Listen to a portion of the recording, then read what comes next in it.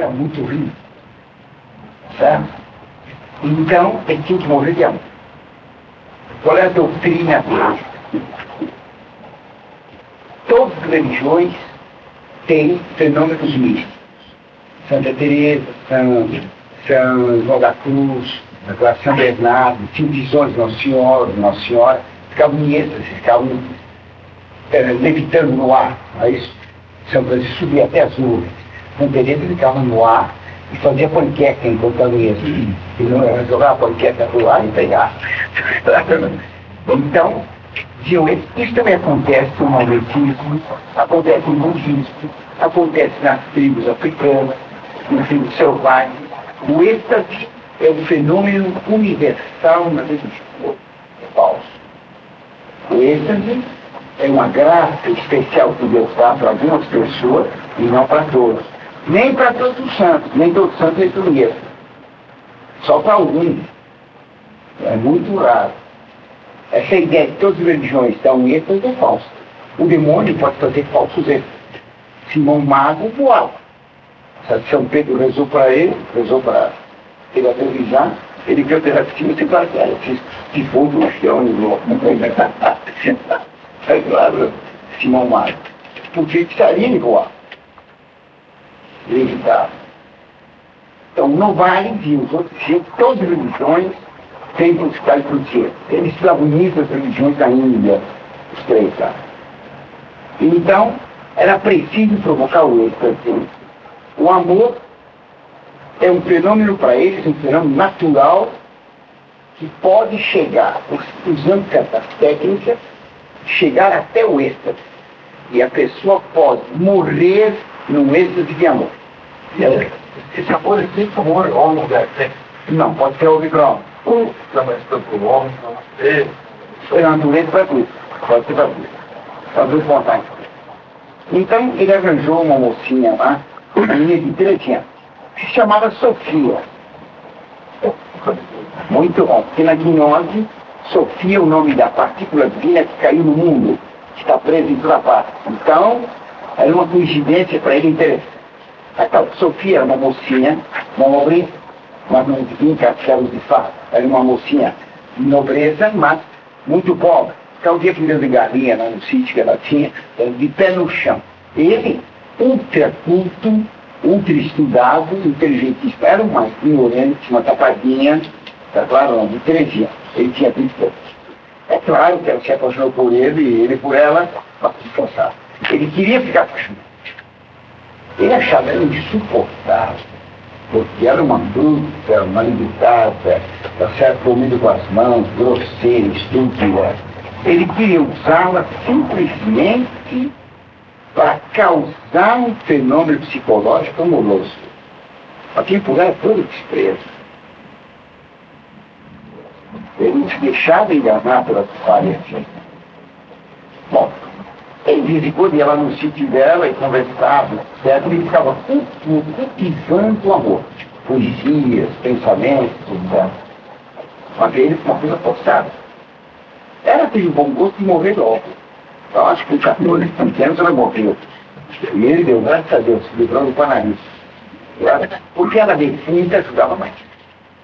Ele podia ter devoção a ela e não aparecia os efeitos dela. Ele amava uma imagem inventada. Então ele começou a cultivar o amor por ela, sim. Então ele fazia exercícios espirituais para Sofia. Como tem Santa Afonso de Ligório, ou Santo da Cruz, Santa Teresa de Ávila.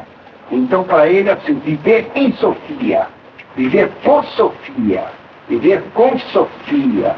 Palavra da mística. O Cristo com Cristo e em Cristo. Então, por Sofia, em Sofia, com Sofia.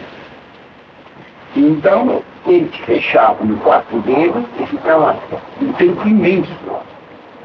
Não saía nunca. E fazia exame de consciência, ao meio-dia, 3 da tarde, para ver se ele tinha passado o dia pensando em Sofia, vivendo em Sofia, fazendo tudo com Sofia. Fazendo um exercício espiritual. Aí começou a ter visões de Sofia. ele ia no cemitério, eu repito, ele tinha nenhum amor por ela, hein? Zero. O que ele estava usando era apenas para produzir um fenômeno de sentimento dentro dele. O amor romântico é um amor de si mesmo. Não é amor para os outros. Amar é querer bem para o outro. Então, o amor é sempre dirigido ao outro. Tá? O romântico não tem amor ao outro. Todo amor romântico tem amor a si mesmo, é egoísta. Tá? Dizia um verso do Dante muito tempo. São Agostinho, falando antes, São Agostinho diz, quando ele é pecador, amava-me amare. Então ele fala do tempo pecador e depois essa frase que é espetacular. Amava-me amare. Eu amava, amar. Eu amava amar. Não gostava de ninguém. Eu queria sentir o gosto de amar. O estudante diz, no purgatório, ele tem uma serpente enorme, andando no meio do mato, e se aproximando dele, folheando. Ele disse, così veniva malastrice, tra l'erba e il fiore, para leve il fiore veniva malastrice, rodendosi il capo e lecandosi il dorso, come bestia che si disce, vomitando. Entre as ervas e as flores, ela vinha uma serpente, virando a cabeça para se olhar, e lambendo-se as costas, como um animal que se acaricia para cima. São dois pecados profundos. O demônio sempre tem entre as ervas e as flores. O demônio não vem existir. Ele vem entre as ervas e as flores. Porque nós gostamos do que é bom, as ervas, e do que é belo, as flores. O demônio nos tenta com coisas boas e com beleza. Tra l'erba e il fiore venia la malastrice. O demônio, a serpente se virava olhando você, olha como sou poderoso. E se lambia as costas, a impureza. Lecando-se dorso como vestir que se lixa. Então, o que ele fazia era isso. Ele queria sentir como é gostoso sentir amar. Amava amar, não amava a outra. Assim não vale. Ele queria sentir o gosto de amar.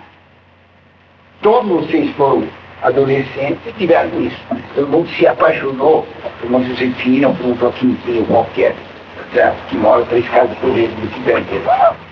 Esses amores assim são amores tremendamente obsessivos, parecem eternos e são mentirosos. Totalmente, eles passam rápido. As pessoas não se morrem. É claro. Não vamos analisar isso. Então, Guardenberg, o Novares, cultuava esse amor, ia no cemitério, passou a ter visões dela. Ele queria usar apenas para produzir nele um sentimento profundo. Ele se lambia no sentimento.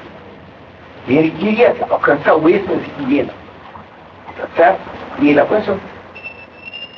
Então acabou numa hora de êxtase, foi uma coisa tão profunda que explodiu o coração e morreu, foi pro inferno direto. Então tomava-se isso como prova do amor sentimental, do amor romântico.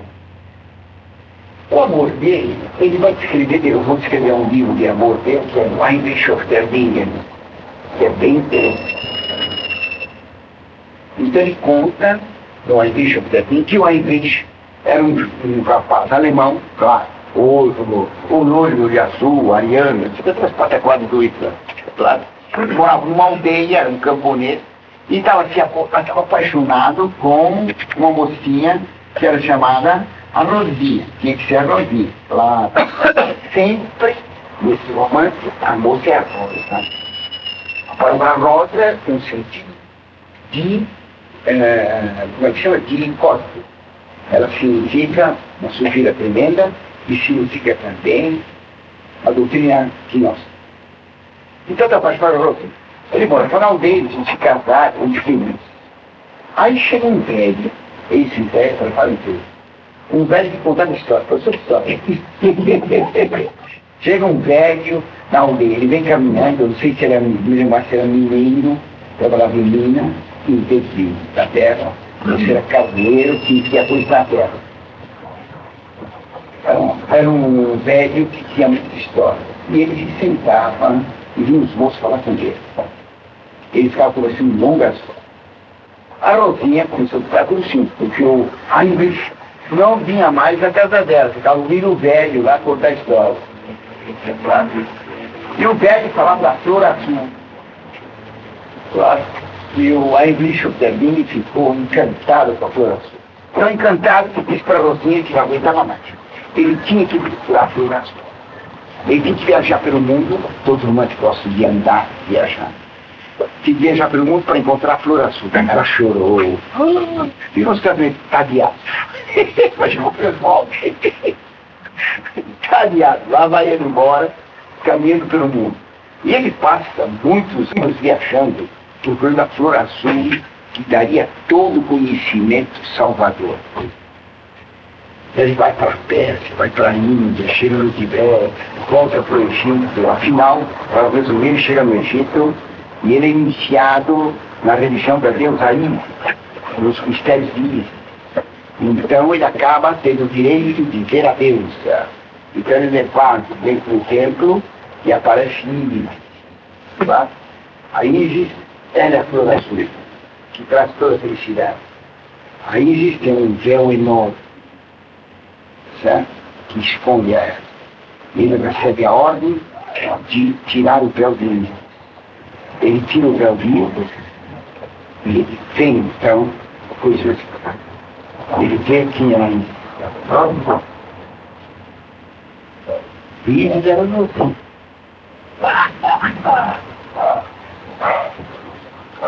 Ele, no mesmo romance, ele troca o final. Chega no Ísis, ele recebe a ordem de tirar o véu de Ísis, ele tira o véu de Ísis. Ele tira o véu, ele vê algo surpreendente. Diz que ele, antes, ele é Rosinha, é Ísis. Ele, Rosinha e a deusa Ísis são uma coisa só. Deus, o mundo, os outros e o eu são uma coisa só. A finalidade é buscar a unidade com ela, a unidade com o mundo. Em palavras filosóficas, eu, Orlando, vejo esse objeto. Eu vejo você. Eu sou o sujeito, vocês são objeto do meu conhecimento. Essa separação, sujeito, objeto, foi acontecer só por causa do pecado final. Antes do pecado final, eu, o mundo e Deus eram uma coisa só. O pecado final foi a separação. Por isso, o homem só se salvará, terá o conhecimento salvador, se ele souber. Ele é o outro. Eu sou vocês, vocês sou eu. Não há distinção entre sujeito e objeto. O sujeito é o objeto. Quem raciocina separando sujeito e objeto, separa Deus e o mundo. Esse fica católico. É se acabar com a separação. Eu sou você. Claro? Isso é uma monstruosidade. É fazer Deus. Tudo bem? Entendeu bem, então? O romantismo tem como primeira ideia a unidade de sujeito e objeto, que vai contra a inteligência. Isso é contra a inteligência. Eu não sou o Vigil, não sou o Schmieder, não sou o Guilherme, não sou o Vilela. Claro, não tem cabimento. Cada um de nós é o que é, e Deus é aquele que é. Há uma negação de Deus aí, que nós postamos aqui, eu tinha. Por isso ele tem que se unir à natureza. Daí todos os românticos cultuarem a natureza. Claro. Daí eles gostarem das brumas, porque as brumas apagam os contornos e misturam as cores. Claro. Eles gostam do Flávio, do Decide, da Pedonia. O Novale, ele vai escrever, eu esqueci de pôr aqui uma obra dele importante, e uma noite. Porque eles são contra o dia. O dia é a luz, o dia é a verdade, o dia é inteligente. Então eles são favoráveis à noite. Mas a noite é substantivo ainda. Depois Chopin não vai fazer hinos à noite. Não vai pontuar o substantivo, porque o substantivo tem substância. Ele vai fazer noturnos, o adjetivo. Não substância. O que tem substância não presta, porque a gnose condena toda substância. Está dando para entender? Interessante, hein? Tudo bem até aqui? Ele tem uma poesia para Nossa Senhora, ele é luterano. Ele poesia para Nossa Senhora que não tem deles do que acontece. Não tem nada a ver com Nossa Senhora. Fala de Nossa Senhora, mas não é Nossa Senhora. É a deusa aí. Outro livro que é importante é esse livro é extremamente importante. A cristandade, ele morreu em 1804, hein? Ele morreu em 1804. A Cristandade da Europa é um livro sensacional. Ele era luterano, ele não praticava nada, ele não acreditava em nada do luteranismo, ele era gnóstico, mas oficialmente luterano. Então ele vai dizer o seguinte, que o catolicismo fez a Idade Média. E que o catolicismo fez na Idade Média é uma coisa inigualável. Porque na Idade Média o catolicismo fez uma grande unidade. Oh, meu Deus do céu. Fez uma grande unidade. Então havia uma só religião. Daí as artistas, então, faziam mais no estilo de pós-moderno, né? Anti-moderno. Optou de uma obra que ele colocou um crucifixo de Cristo embaixo olhando para os outros planetas. Imagina, ele quer dizer que não era ele que tinha morrido. Que palhaçada, né? O Jean Cocteau, esse menino, o Serginho Barnett, esses aí são gnósticos monstruosos. Acho que o Cocteau foi amante do Picasso. Ele faz sol negro. Sol negro, quer dizer, o diabo. O Vitor Hugo faz uma poesia do sol negro que mora no fundo do inferno. Lúcido. Porque o romantismo parte do satanismo. Isso não tem certeza. O fim do romantismo é o satanismo. Então a última corrente romântica foi o satanismo. Então, o catolicismo da Idade Média é a unidade. Tudo na Europa, tudo no mundo era uno. Tinha uma só religião. Tinha um só Papa, um só imperador. Tinha um só canto litúrgico gregoriano. Nesse canto litúrgico, uma só voz. Não tinha várias vozes. Unidade na voz. Certo? Unidade na monarquia, unidade na religião. Tudo era uno. Então ele elogia enormemente a unidade feita para ele. Era luterano, ele foi a Igreja Católica. Ele disse, essa unidade tinha um defeito. Tudo era tão uno que não havia variedade. Aí apareceu Lutero. Lutero, ele vai fazer o contrário. Lutero vai fazer o contrário. Lutero vai se revoltar contra o Papa. Ele vai pôr o livre-exame. Cada um entende a Bíblia como quer. Vai surgir a diversidade. Não há mais um Papa, não há mais uma religião, não há mais uma só verdade. Cada um tem a sua verdade. Cada um interpreta a Bíblia como quer. Então vai ter uma diversidade, uma variedade enorme. O mundo ficou mais rico, ficou mais variado. Aqui era muito mais simples. Mas o mundo, com o crime de Lutero, ele destruiu Lutero. Ele quebrou a unidade do mundo. Então Lutero fez um grande mal. Aqui é a tese, aqui é a antítese. Então, era preciso juntar duas coisas. Escolher a cristandade ou a Europa. Tá? Cristandade medieval ou Christianite ou da Europa. Qual dos dois? Então precisa juntar o catolicismo e o oposto dele. Então ele diz, isso vai ser obra de um futuro concílio. Esse concílio que vai se reunir todas as religiões, unindo a unidade e a diversidade, fazendo então a perfeição no mundo. Nesse concílio ia ter representado todas as religiões do mundo, tinha que ter a maçonaria e os jesuítas, a Companhia de Societas Dias, os jesuítas. Isso existe em 1904. Foi realizado no Vaticano II.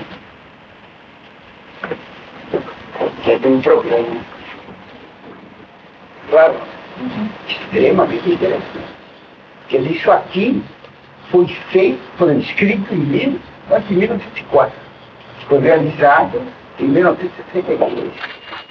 Vai ter todas as religiões reunidas para juntar catolicismo, protestantismo, budismo, marxismo e tudo mais. Claro que o Novaes era maçom, todos eles eram maçons. Claro. Tudo bem? Vocês estão vendo que coisa tremendamente interessante. Tá? Extremamente interessante. Então o que nós estamos assistindo é o renúncio do romantismo. Você falou da arte moderna. A arte moderna, ela diz claramente, nós somos a última consequência do romantismo. Nós somos a causa do romantismo. O surrealismo afirma, nós queremos levar o romantismo às suas últimas consequências. Então, o presidente, eu vou dar para você uma explicação para você entender a ligação.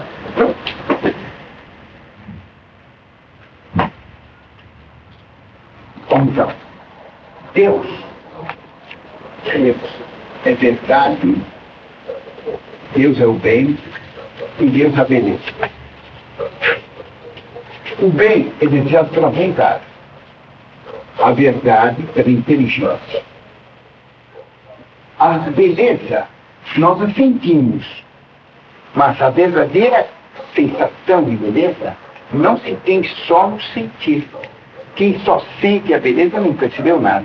É preciso compreender que a beleza é a soma do bem com a verdade. Aí que a pessoa aproveita bem a beleza. Então, toda coisa bonita, vocês vão ver um castelo na Europa. É muito agradável. Sabe? Então, você tem uma sensação de beleza. Você compreende o bem do castelo e a verdade pelo castelo, você volta a sentir num grau mais alto. Entendeu? Tudo bem? Ótimo. Então Deus é bem, verdade e beleza. O que é a sensibilidade?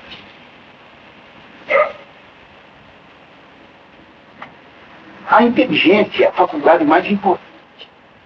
Mas é conhecer o que nós amamos. Sem conhecer uma coisa, podemos amar. Então a inteligência produz o amor. Mas o amor é a consequência última da inteligência.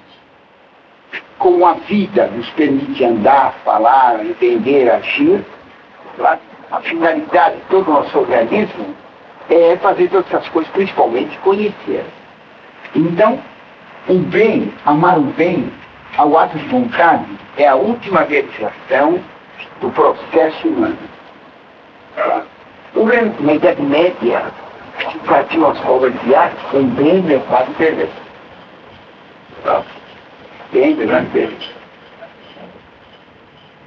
O Renascimento, ele quis voltar à arte pagã. O Renascimento foi um tempo do inverno, século XVI. Ele vai contra o bem. Ele vai dizer que a arte tem que ser separada da moral. A arte deve ser só inteligente. Deve obedecer todas as regras, mas pode ser imoral. Daí então os quadros imorais, as esculturas imorais pornográficas. Daí o Maquiavel defender a mentira, a calúnia, o assassinato. A moral não tem valor nenhum do Renascimento. Virtude do Renascimento não é ter virtude. Virtude é ter poder, ter genialidade, ter competência, mas não ter virtude. A virtude do Renascimento é uma virtude humana, uma capacidade humana. Então, o Renascimento foi contra os 10 mandamentos. Não, a arte não tem que obedecer os 10 mandamentos.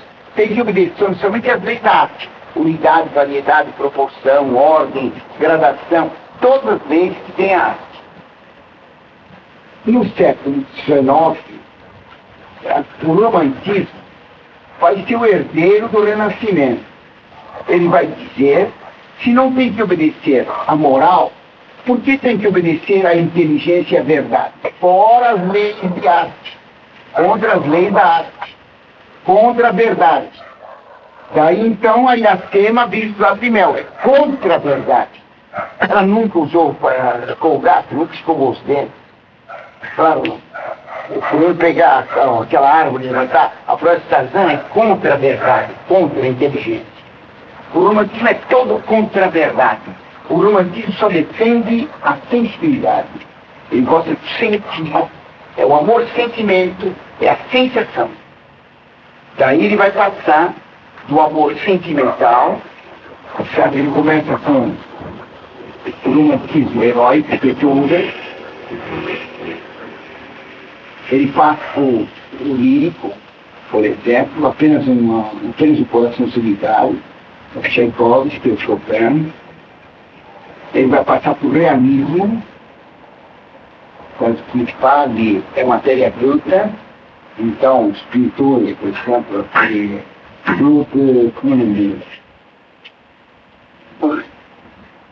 daqui ele vai para o simbolismo. O simbolismo ele vai para o impressionismo ele vai para o expressionismo, e aqui começa a arte moderna. Porque a arte moderna é a última consequência. Se não tem que obedecer às leis da moral, nem às leis da verdade, a arte moderna, filha disso aqui, do século XX, vai dizer contra a beleza. Então a arte moderna termina a destruição. O Renascimento foi contra o bem, o romantismo contra a verdade, a arte moderna contra o belo. Por isso, explicar. Beleza para nós é uma palavra que foi muito sentido. Nós temos que destruir a beleza. Ou então, passamos corajosamente ao feio. Picasso espírito todo dia no altar da arte. Nós devemos ficar o feio, monstruoso. Por isso que eles gostam do teatro. Do surrealismo esqueci. Porque o surrealismo, o que quer dizer a palavra surrealismo? Sur quer dizer assim. Je suis sur la chaise. Eu estou sobre a cadeira. Je suis sur l'estrade. Eu estou sobre. O teto está sur moi. O teto está acima de mim. Sur, realismo, certo? Surrealismo é uma super realidade que se chega pela destruição da inteligência. Daí tem que usar a inteligência, a droga, certo? A visão, a magia, tem que jogar a loucura. É preciso destruir a inteligência. O arte moderno é contra o entendimento. Quando algum cretino diz que entendeu a arte moderna, provou que não entendeu nada. Porque a arte moderna não quer ser entendida. Uma vez uma cretina entrevistou o Picasso, é comunista, então tinha uns quadros largados lá. Então, o que quer dizer isso? Quer dizer isso? Não entender nada. Não entender nada. Por isso eles põem, sabe, primeiro o pintor, depois o político. Eles não põem isso. Claro. Eles não topam. Eles não topam. Porque ele diz o Picasso, eu explorei a ignorância e a imbecilidade do século XX. Se eu escarrar no chão, eles vão pegar, pôr em moldura e vão dizer que é uma obra de arte. O Picasso, como é que ele ficou famoso? Homossexual, sujo, ladrão, sem vergonha. O irmão da Gertrude Stein, um milionário, o irmão dela era um milionário, Gertrude Stein, um judeu, fez ele expor os quadros em Berlim e pagou, comprou todos os quadros, uma fortuna, para ser noticiado nos jornais que um quadro de Picasso custou não sei quantos milhares de dólares, umas centenas de milhares de dólares. Com isso, ele ficou famoso. Todos os recados que ele comprava. Porque se o Stein comprou os quadros por 100 mil dólares, 200 mil dólares, aquilo valia era por isso. Então tudo se comprava. Por tem vergonha de dizer que não gosta do Picasso. É chuva ignorante. Principalmente se a pessoa tem um certo livre social. Claro não.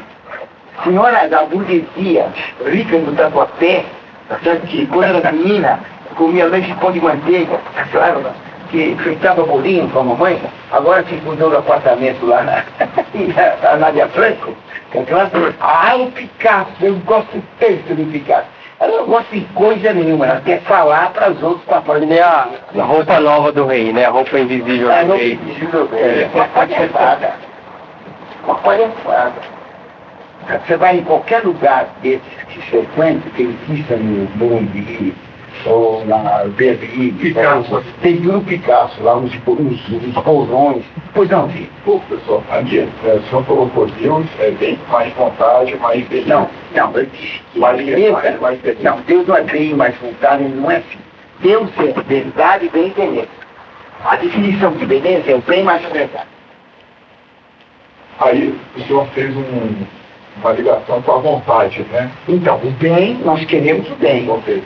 Quem quer a vontade. Quem conhece a verdade é inteligente.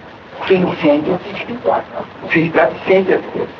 Então, quando se elimina isso, só sente a beleza.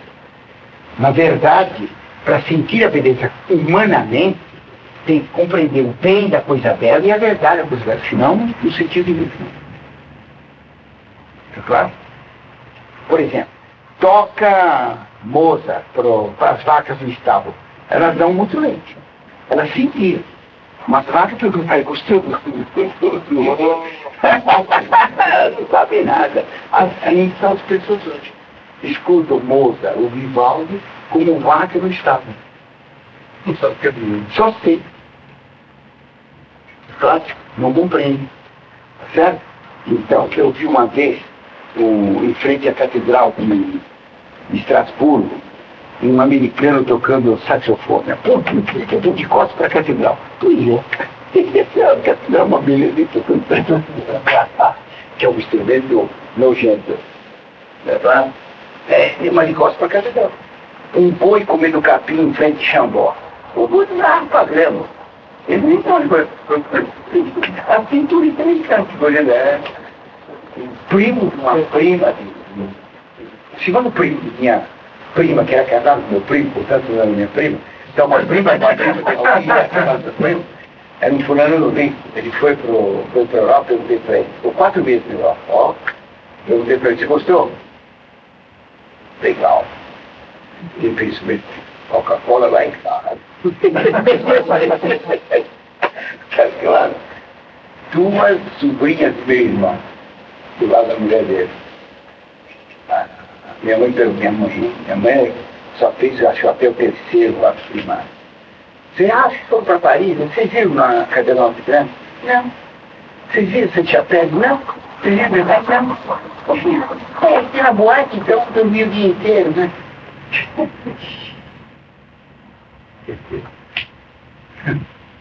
Horror, né? Muito bem. Então, o romantismo é filho do Renascimento e da Reforma. É protestante. Ele vai ser pai das modernas. Entendeu? O romantismo, eu vou terminar já. O romantismo, ele tinha uma visão da Idade Média romântica. Então, eles gostavam de Idade Média. Eles são nacionalistas. E as nações europeias começaram na Idade Média. Então, tinha que cultuar o nascimento das nações europeias. Então, os gauleses na floresta, os francos na floresta, na França, toda a Europa era coberta de floresta. Todos os franceses eram loiros, de olhos azuis. Tinha cabelo café. Tudo ali. Tudo nazista. Então, o nascimento daquelas letras. Então, eles cultuam na Idade Média a origem dos povos. Eles cultuam as lendas da Idade Média. Eles não vão falar dos santos da Idade Média. Eles vão falar das fadas. Não vão falar dos santos das milagres. Vão falar dos magos.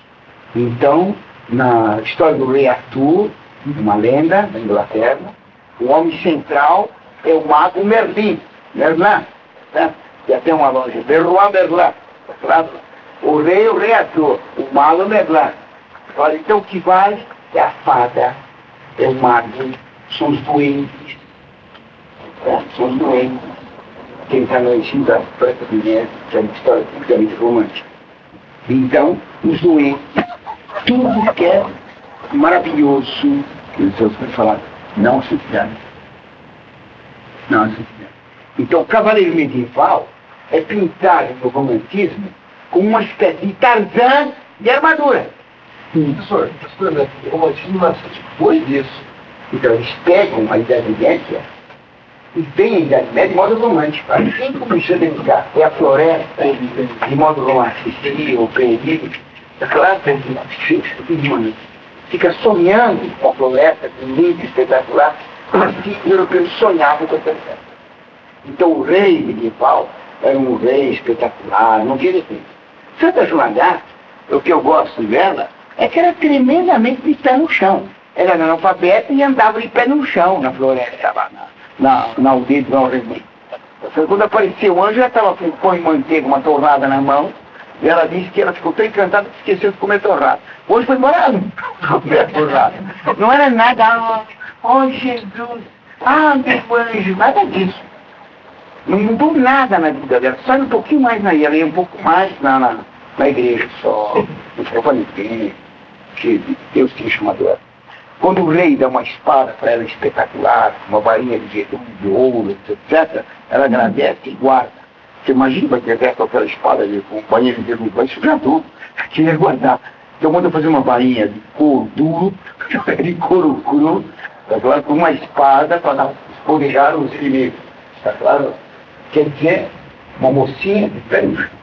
Depois a moça tirava a testa. Claro? Não tinha nada de estar, Jesus. Vou contemplar, agora nada. Foco no corpo. Não tem nada disso. Vê um padre fazer exorcismo com ela se ajoelha, o padre faz exorcismo, ela diz, esse padre não presta.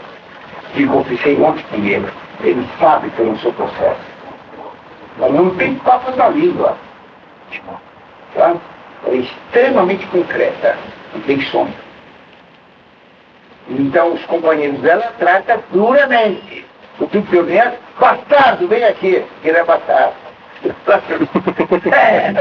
Tem nada de romantismo. Tá? Inteiramente natural, inteiramente firme, séria. Tinha medo de morrer do pai, claro. É uma moça normal, não tem nenhum tema. Segundo a lenda, quando ela nasceu, tocava os sinos, os anjinhos do batidão. Pode achar. Desculpa, o Arnaldo Jabor falou que a igreja queimou. Será que ele queimou o bisavô dele, né? Assim ele tinha nascido, o Paulo Jabor. Paulo Jabor. Será que se tiver um discurso desse cenário, eu vou atacar. Bem, onde ele está falando? Está apontando da visão medieval. Por que disseram isso? Por quê? Por várias razões. A maçonaria do Grande Oriente tinha massacrado na Revolução Francesa a igreja. Agora eles queriam fazer a igreja adotar a gnose.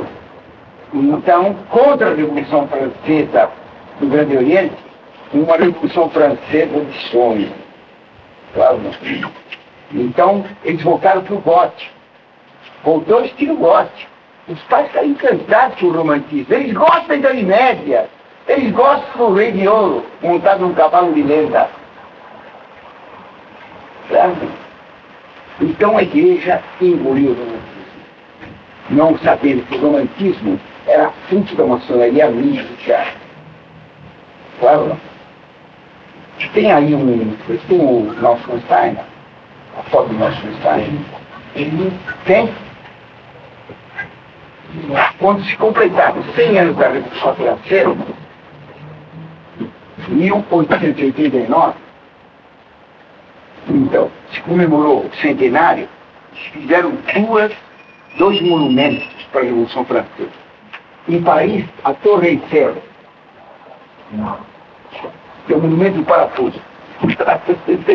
Parafusado, isso é uma estrutura de ferro, feia para burro, tá claro ou não? É o monumento do parafuso. É o monumento da técnica, do racionalismo, da ciência, tá claro?